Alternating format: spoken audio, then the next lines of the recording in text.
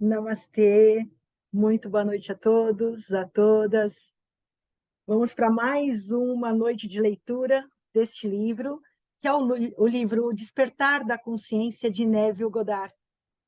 É um livro realmente maravilhoso, que traz muito despertar, traz uma nova visão para várias situações que nós temos em nossa vida.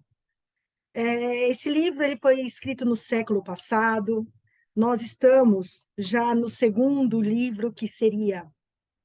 Esse livro ele tem é uma coletânea de 7 livros.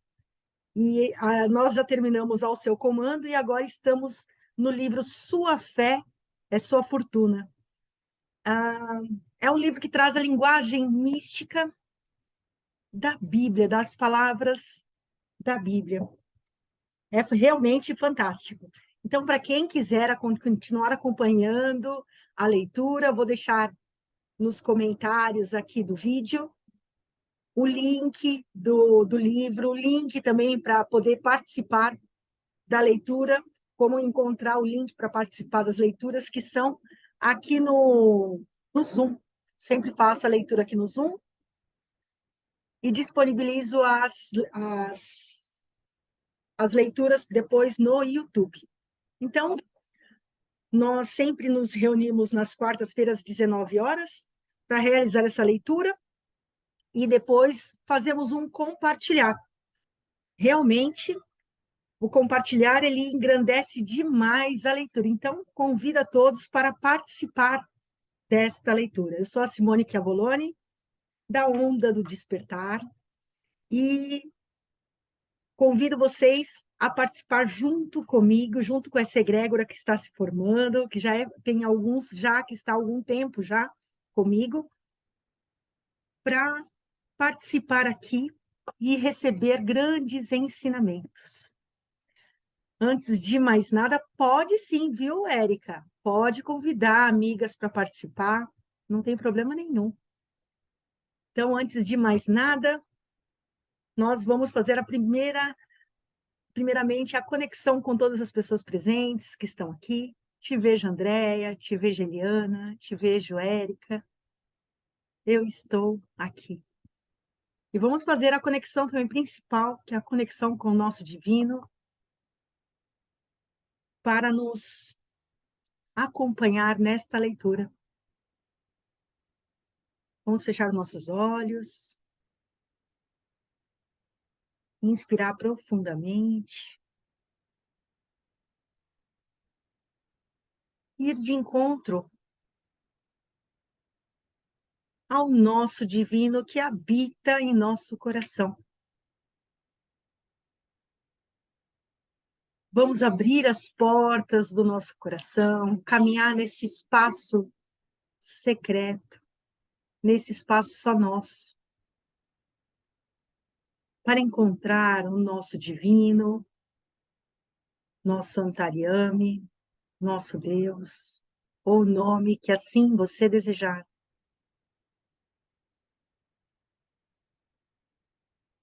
E caminhando nesse espaço, vemos e sentimos a presença dele, que ele pode ser da forma que você quiser, ou não ter forma. Pode ser luz, energia, presença. Pode ser a imagem e semelhança de Jesus, Maomé. Ele pode ser você.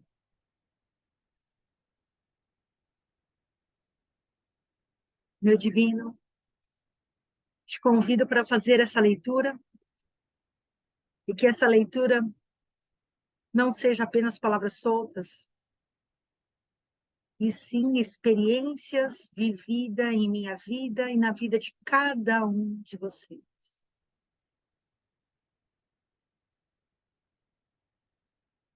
Vamos respirar profundamente e, junto ao nosso divino, vamos abrir os nossos olhos. Hoje,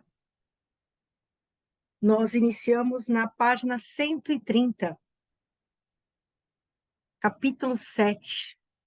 Seja feita a vossa vontade. Não se faça a minha vontade, mas a tua.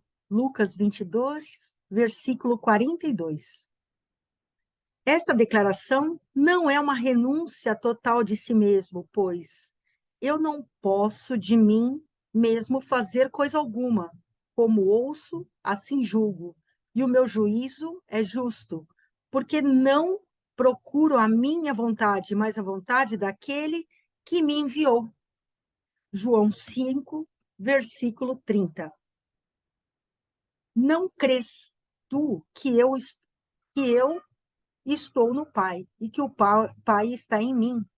As palavras que eu vos digo, não as digo por mim mesmo, mas o Pai que pertence em mim é quem opera as suas obras. João 14, versículo 10.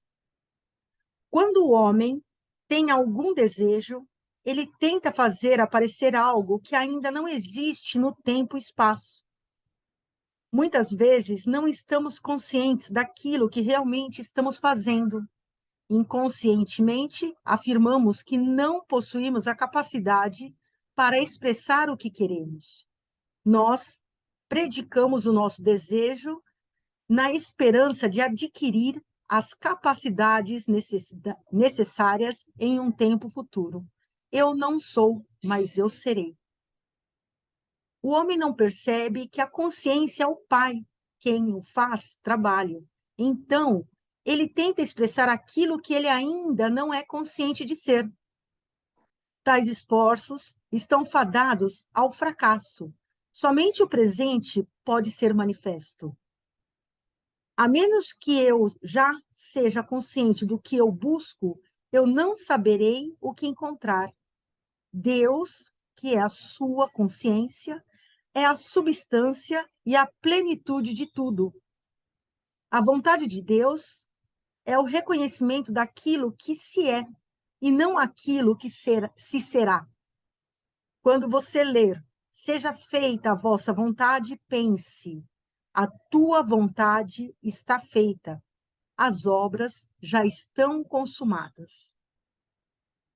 O princípio pelo qual todas as coisas se tornam visíveis é eterno.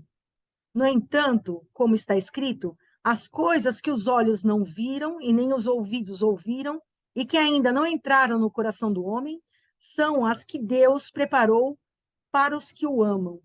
Deus, todavia, as revela a nós por intermédio do Espírito, porque o Espírito a tudo investiga, até mesmo as profundezas de Deus. Está em 1 Coríntios 2, versículos 9 e 10. Quando um escultor olha para uma pedra de mármore bruta, ele vê a sua obra de arte terminada, escondida dentro desta pedra não lapidada. O escultor, ao invés de criar a sua obra-prima, apenas precisa remover a parte do mármore que ocupa a sua concepção. O mesmo se aplica a você.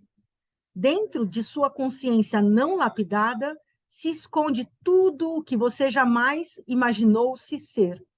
O reconhecimento desta verdade irá transformá-lo de um artesão despreparado, que tenta criar o que deseja, em um grande artista que simplesmente expressa aquilo o que concebe. A sua reivindicação de que você é agora aquilo que você deseja ser removerá o véu da escuridão humana, o que revelará perfeitamente a sua reivindicação. Eu sou o que desejo ser. Afirmar que eu vou ficar bem é o mesmo que dizer eu não estou bem. Deus, o eterno agora, não é enganado por palavras e vãs repetições. Deus continuamente personifica aquilo que você realmente sente. Assim, as obras de Jesus, que se concebeu um com Deus, eram realizadas quando ele revertia o sentimento de desejar o que lhe faltava, o que geralmente se indica por afirmações que indicam uma vontade ainda não realizada, ou um acontecimento futuro, por exemplo, eu desejo ser, eu vou ser, eu quero ter. O sentimento de falta, então, era trocado pelo sentimento de estar atendido, de ver o seu desejo realizado, alegando: eu sou, está consumado, obrigado, Pai. Agora, você pode perceber a sabedoria nas palavras do profeta quando ele afirmou: diga ao fraco, eu sou forte. Joel 3, versículo 10. Mas o homem, em sua cegueira, não aceitará os conselhos do profeta. Ele continuará a declarar-se como fraco, pobre, miserável e todas as outras expressões indesejáveis da qual ele tenta se libertar, alegando em sua ignorância que ele se livrará dessas condições, tendo a esperança de um futuro melhor. Tais pensamentos afrontam diretamente a única lei que um dia poderia libertá-lo. Só existe uma porta através do qual aquilo que você procura pode passar para entrar em seu mundo. Eu sou a porta. João 10, versículo 9. Quando você diz eu sou, você está declarando ser em primeira pessoa, no presente do indicativo e não no futuro. Saiba que eu sou é estar consciente de ser. A consciência é a única porta. A menos que você seja consciente de ser o que você procura, procuras em vão. Se você julgar as coisas pelas aparências, você continuará a ser escravo das evidências dos seus sentidos. Para que você quebre esse feitiço hipnótico dos sentidos, foi dito a você: vá para dentro e feche a porta. A porta dos sentidos deve ser fechada antes que a sua nova reivindicação seja realizada. Fechar a porta dos sentidos não é tão difícil quanto parece ser a princípio. Isto é feito sem esforços. É impossível servir a dois senhores ao mesmo tempo. O mestre a quem o homem serve é aquilo que ele está consciente de ser. Eu sou o senhor e mestre daquilo que eu sou consciente de ser. Não é nenhum esforço para mim conjurar a pobreza se eu sou consciente de ser pobre. Meu servo, pobreza, é obrigado a seguir-me. A consciência da pobreza,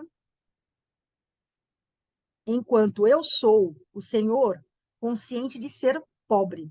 Sempre é dessa forma, né? Quando nós estamos reivindicando, muitas vezes nós falamos lá no futuro que a gente planeja, aquilo que a gente está desejando, mas é lá na frente. O que acontece? Não acontece nada enquanto a gente só almeja, almeja, almeja algo. A gente precisa estar sempre no presente, sempre no aqui e agora. Enquanto a gente não está no aqui e agora, sendo consciente de ser aquilo que deseja ser e falar, declarar, sentir, para poder reivindicar isso a Deus, enquanto nós não fazermos isso no presente e agora, nada é possível acontecer. A gente não consegue manifestar as coisas que nós desejamos no mundo. Nós precisamos nos apossar do que é nosso como herança. Nós somos Deus. Nós somos Deus. Deus habita em nós, no nosso coração, no nosso eu. Nós somos centelhas, essência, essência da mesma energia, da mesma, como eu posso falar? Da mesma composição, para ficar mais fácil de entender. Nós temos a mesma composição que é Deus, só que somos uma pequena gota dessa essência, mas nós temos todo o Deus dentro de nós. Nós somos imagem e semelhança dele. Incrível como isso é falado o tempo todo, desde muitas pessoas ouviram desde criança isso e não consegue entender que a imagem e semelhança é você ser Deus, você ser ele, e não ele lá fora. É bem incrível isso. somos perfeitos. Perfeitos. Ao invés de lutar contra as evidências dos sentidos, você deve alegar ser o que você deseja ser.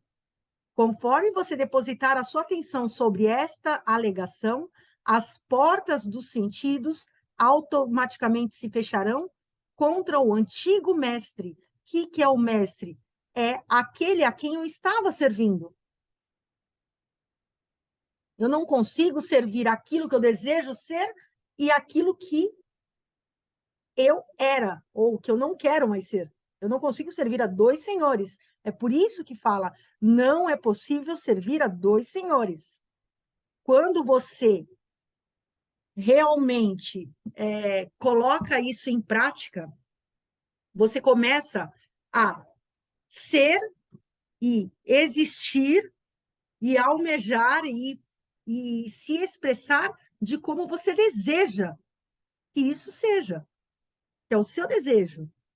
Se você ficar oscilando entre o que você deseja e o que você não quer mais, a dúvida faz com que você não consiga conquistar aquilo que você deseja ser.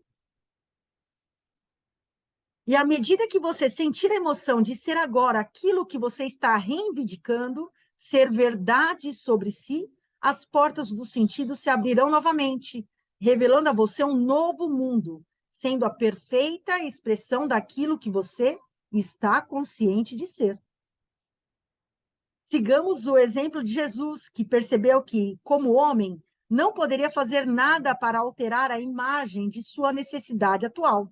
Ele fechou a porta dos seus sentidos contra o seu problema e foi até seu pai, aquele a quem todas as coisas são possíveis.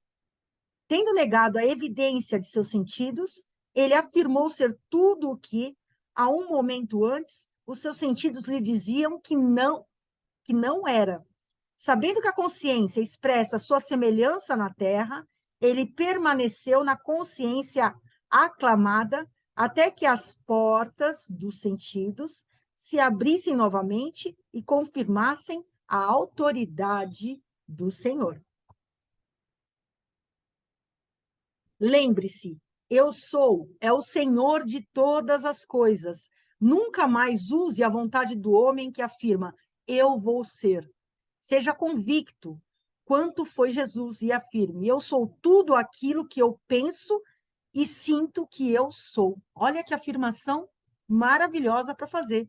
Eu sou tudo aquilo o que eu penso e sinto que eu sou.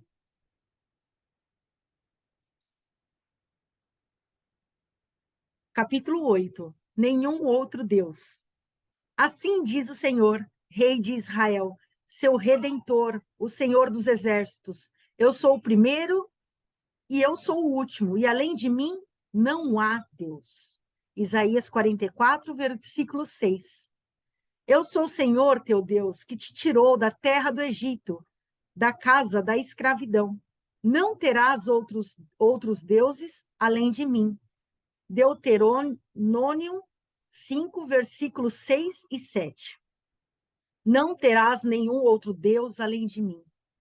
Pelo tempo em que o homem sustentar a crença em um poder externo a si mesmo, pelo mesmo tempo, ele roubará de si próprio a força do ser que ele é de verdade.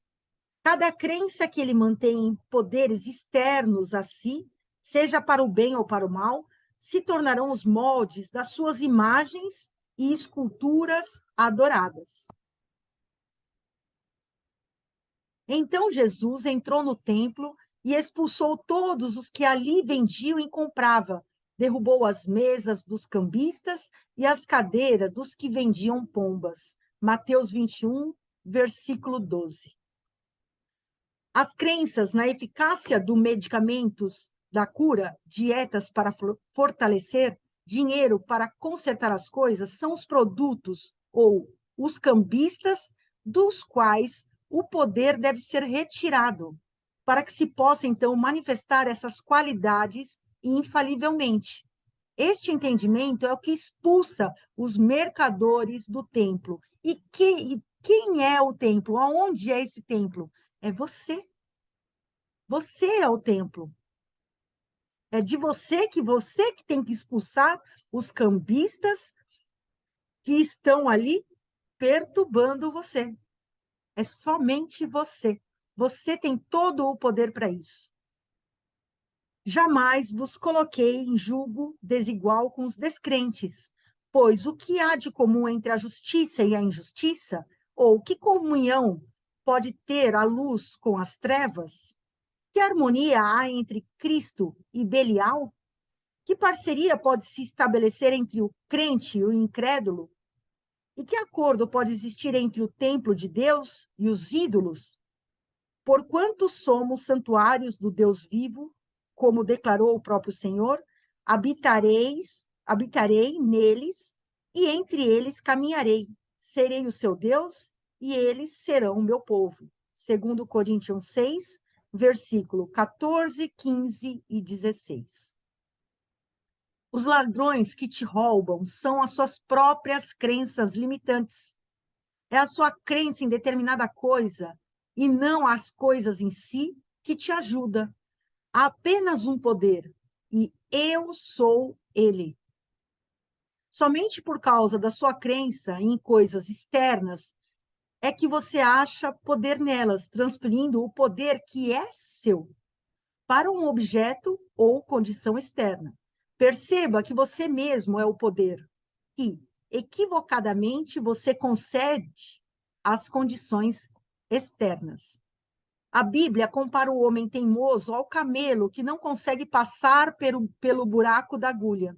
A agulha referida nessa passagem, na verdade, era um pequeno portão nos muros de Jerusalém, que era tão estreito que um camelo não conseguia passar por ele sem que antes fosse aliviado de sua carga.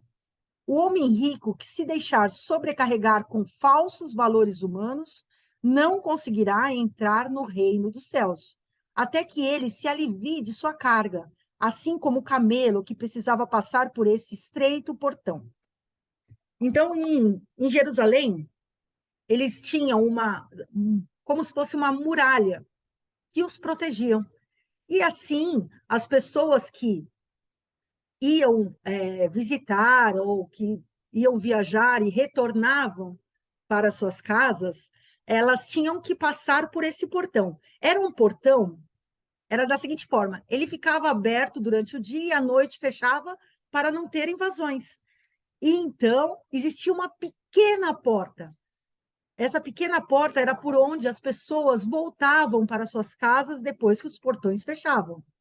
E para que eles pudessem passar, era preciso aliviar a sua carga. Somente a pessoa muitas vezes passava.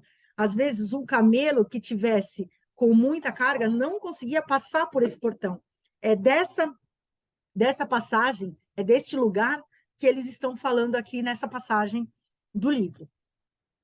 O homem se sente tão seguro em suas leis humanas, em suas opiniões e crenças, que ele as reveste como uma autoridade que não lhe pertencem. Certo de que o seu... Opa, tá grudada a página.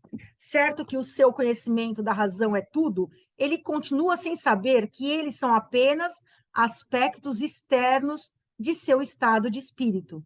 Quando ele percebe que a consciência de uma qualidade exterioriza esta qualidade sem o auxílio de qualquer outro valor, ele estabelece o único valor verdadeiro, a sua própria consciência. O Senhor está em seu templo sagrado. Abacuque 2, versículo 20. A consciência habita dentro daquilo o que ela é consciente de ser. O homem é o Senhor e o seu templo. Sabendo que a consciência se objetiva em si mesmo, o homem deve perdoar a todos os homens pelo que eles são, pois ele deve entender que todos eles expressam, sem o auxílio de ninguém, aquilo que eles são conscientes de ser. Certa ocasião, Pedro e João estavam subindo ao templo na hora da oração, isto é, às 3 da tarde. E aconteceu que um homem, aleijado de nascença, estava sendo carregado para um dos portões do templo, chamando de o Portão Formoso. Todos os dias o colocavam ali para pedir esmola aos que entravam no templo. Quando ele viu que Pedro e João iam entrar no templo, pediu que lhe dessem um donativo. Fixando-se nele o olhar, Pedro, em companhia de João, disse: Olha para nós. E o homem olhou para eles com atenção, na expectativa de receber deles alguma ajuda. Então afirmou-lhe: Não possuo nem prata nem ouro, mas o que tenho, isso eu te dou. Em nome de Jesus Cristo, o Nazareno, ergue-te e anda. E segurando-o pela mão direita, ajudou-o a levantar-se, e naquele mesmo instante, os pés e tornozelos do homem ficaram firmes, e de um salto pôs-se de pé e começou a andar. Logo em seguida, entrou com eles no pátio do templo, andando, saltando e louvando a Deus. Quando todo o povo viu andando e adorando a Deus, reconheceram que era ele que desculpe. Quando todo o povo o viu andando e adorando a Deus, reconheceram que era ele, aquele mesmo homem que estivera prostrado junto ao portão formoso do templo, e ficaram cheios de pasmo e assombro com o que lhe aconteceram. Atos 3, versículo 1 ao 10. Pedro, o homem disciplinado ou iluminado, sabia que uma mudança de consciência pode produzir uma mudança de expressão. Olha que importante isso, que uma mudança de consciência pode produzir uma mudança de expressão. Quando fala isso, é que você pode se expressar a partir de uma mudança na sua consciência. Você pode manifestar, você pode ter ações, você pode agir. É isso que é a expressão. Em vez de se solidarizar com os mendigos da vida humana no portão do templo, ele declarou: Ouro e prata eu não tenho para te dar, mas aquilo que eu tenho, a consciência da liberdade, isso eu te dou. Por esse motivo, uma vez mais quero encorajar-te que reavives o dom de Deus que habita em ti, segundo Timóteo 1, versículo 6. Pare de mendigar e afirme-se ser o que você decidir ser. Faça isso e você também vai saltar do seu mundo aleijado para o mundo da liberdade, cantando louvores ao Senhor. Eu sou. Porque maior é aquele que está em vós do que aquele que está no mundo. 1 João 4, versículo 4. Este é o grito de todos os que descobrem a sua consciência de ser como Deus, o Cristo Salvador. O reconhecimento deste fato automaticamente purifica o templo, a sua consciência, dos ladrões e assaltantes, restituindo a você este domínio sobre as coisas que você perdeu no momento em que você se esqueceu do comando. Não terá outros deuses além de mim. Fantástico esse capítulo, porque muitas vezes nós estamos mendigando, pedindo, implorando as coisas, e não é dessa forma que nós vamos conseguir manifestar aquilo que nós desejamos de verdade. A partir do momento que começamos a despertar a nossa consciência, essa mudança de padrão faz com que muitas coisas começam a se manifestar. Alguns momentos parece que ficam até conturbados, mas que começa a se manifestar, e então você precisa tomar a decisão do que você realmente queira ser. A decisão é sua, é somente sua. Não há outro Deus. Somente o Deus que habita em você. Que ele faz parte do todo e que todos nós somos Deus. Todos nós juntos aqui. Capítulo 9, o alicerce. Segundo a graça de Deus que me foi outorgada, eu, como sábio mestre de obras, lancei o alicerce para que outros edifiquem sobre ele. Entretanto, cada homem deve refletir bem sobre como fará a sua construção, porque ninguém pode colocar outro alicerce acima do que já está posto, o qual é Jesus Cristo. Se alguma pessoa edificar sobre este alicerce, utilizando ouro, prata, pedras preciosas, madeira, feno ou palha, a sua obra será manifesta, mas chegará o dia em que ela será confessada, porque ela será testada pelo fogo, que provará a qualidade da obra de cada homem. Se a obra que alguém construiu resistir, este receberá sua recompensa. Se a obra de alguém for consumida pelo fogo, este sofrerá prejuízo. Ainda assim será salvo, como alguém que escapa por entre as chamas de um incêndio. Não sabeis que sois o templo de Deus e que seu Espírito habita em vós? Se alguma pessoa destruir o templo de Deus, este se destruirá, pois o templo de Deus, que sois vós, é sagrado.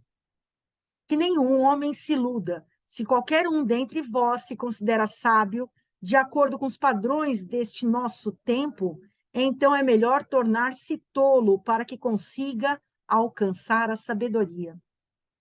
Pois a sabedoria deste mundo é loucura aos olhos de Deus, pois está escrito, ele apanha os sábios na sua própria astúcia, e mais, o Senhor conhece os pensamentos dos sábios, que pensam em vão.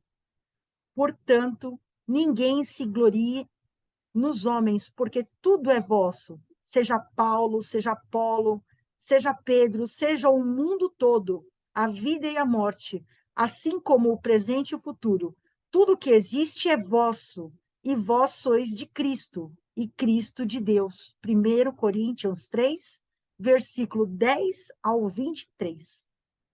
O alicerce de todas as expressões é a consciência.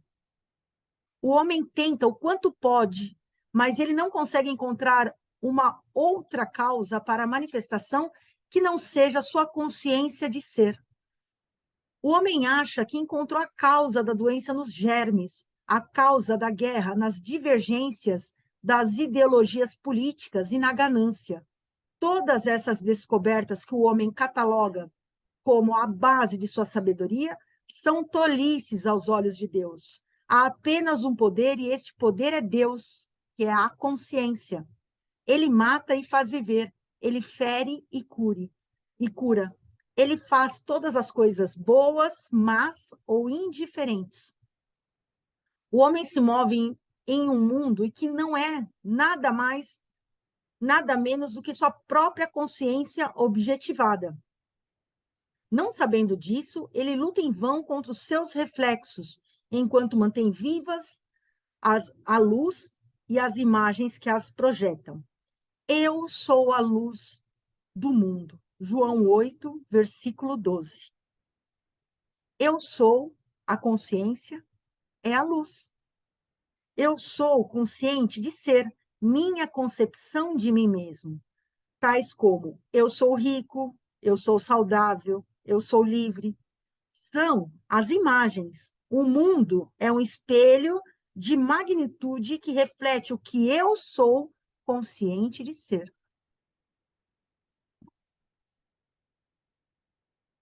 Pare de tentar mudar o mundo, já que ele é apenas um espelho. As tentativas do homem para mudar o mundo através da força são tão inúteis quanto quebrar um espelho na esperança de mudar a sua face. Deixe o espelho e mude a sua face. Deixe o mundo e mude as suas concepções de si mesmo. Assim, então, o seu reflexo será satisfatório. Liberdade ou prisão, satisfação ou frustração só podem ser diferenciados pela consciência de ser. Independentemente de seu problema, sua duração ou sua magnitude, uma atenção cuidadosa quanto a estas instruções irá eliminar, em um tempo incrivelmente curto, até mesmo a lembrança desses problemas. Faça a si mesmo esta pergunta: como eu me sentiria se eu fosse livre? No exato momento em que você sinceramente fizer essa pergunta, virá a resposta. Nenhum homem consegue contar aos outros como é a satisfação do seu desejo realizado. Esta sensação permanece dentro de cada indivíduo. Ele, e somente ele, pode experimentar o sentimento e a alegria desta mudança automática de consciência. O sentimento ou a emoção que vem em resposta ao seu autoquestionamento é o estado pai da consciência, a pedra angular, o alicerce sobre o qual a mudança de consciência é constituída. Com esse sentimento, irá se manifestar em realidade. Ninguém sabe, mas ele irá. O pai, que é a consciência, tem meios que nenhum homem conhece, e a sua lei é imutável. Todas as coisas expressam a sua natureza. Conforme você emana um sentimento, ele se torna a sua natureza. Isso pode levar um instante ou um ano. É inteiramente proporcional ao seu grau de intensidade e convicção. Conforme as dúvidas desaparecem e você passa a se sentir que eu sou o que deseja ser, você começa a desenvolver esse fruto, ou a natureza da coisa que você está se sentindo ser. Quando você compra um chapéu novo ou um novo par de sapatos, você sabe que todo mundo percebe que eles são novos. Você não se sentirá totalmente confortável com esse novo chapéu ou esse novo sapato recém-adquirido, se eles, com o tempo, não se condicionarem ou se adaptarem perfeitamente ao formato da sua cabeça ou dos seus pés, ao ponto em que eles se tornem praticamente uma parte do seu corpo. O mesmo se aplica ao uso dos novos estados de consciência. Quando você se faz a pergunta, como eu me sentiria se o meu desejo fosse realizado exatamente agora? A resposta vem de imediato. Enquanto não condicionada corretamente pelo tempo e adaptação, é realmente perturbadora. O período de adaptação para realizar esse potencial da consciência é comparável ao novo chapéu ou ao novo sapato. Não sabendo que a consciência sempre está se projetando nas condições ao seu redor, assim como a mulher de Ló, você constantemente olha para trás na direção do seu problema e, novamente, fica hipnotizado pela sua naturalidade aparente. Preste atenção às palavras de Jesus. Se alguém deseja seguir-me, negue-se a si mesmo. Mateus 16, versículo 24. Segue-me e deixe que os mortos sepultem os seus próprios mortos. Mateus 8, versículo 22. Seu problema pode ter lhe deixado tão hipnotizado pela sua aparente naturalidade e realidade que você acha difícil de vestir-se com um novo sentimento, a consciência do seu Salvador. Você deve vestir essa veste se você deseja ter resultados. O alicerce, que é a consciência, que muitos construtores ignoram, é o princípio de toda a construção, e outra fundação nenhum homem pode estabelecer. E assim nós encerramos a nossa leitura de hoje, porque já temos bastante conhecimento aqui para nós compartilharmos juntos aqui no grupo. Então, eu estou encerrando a nossa leitura de hoje. Gratidão a todos. E até a próxima quarta-feira.